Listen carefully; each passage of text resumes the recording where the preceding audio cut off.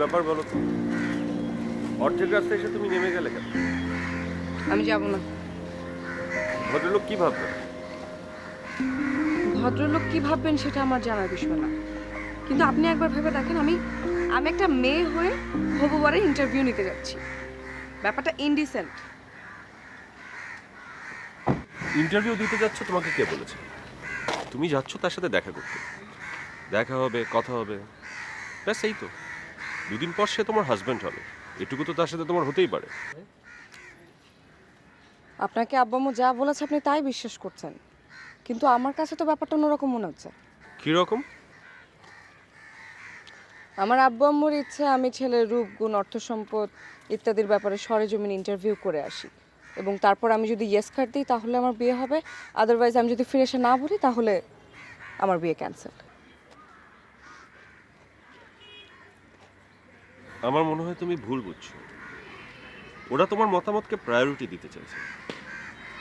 এখন তুমি যদি না যাও, আমি আঙ্কেল আন্টিকে কি জবাব দেবো?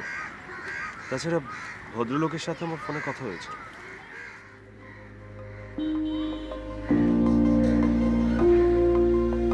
আমি যাব না,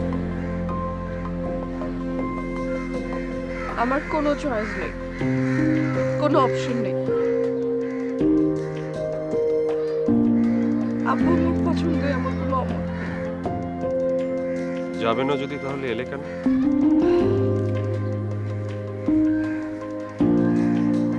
আব্বু আম্মুকে খুশি করতে। তাহলে চলো।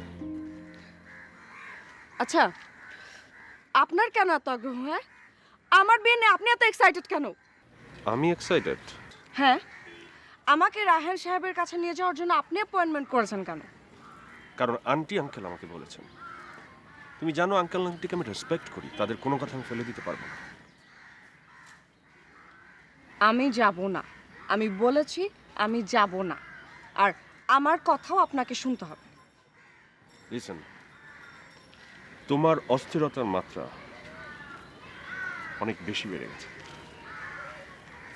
এত দূর বেড়ে গেছে যেটা আমার জানা ছিল না। আমি এই মুহূর্ত থেকে তোমার সাথে আর নেই। আমি গেলাম। ডিসগাস্টিং।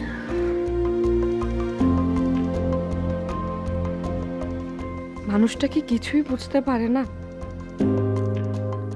আমার কোনো কথা না শুনে চলে গেল।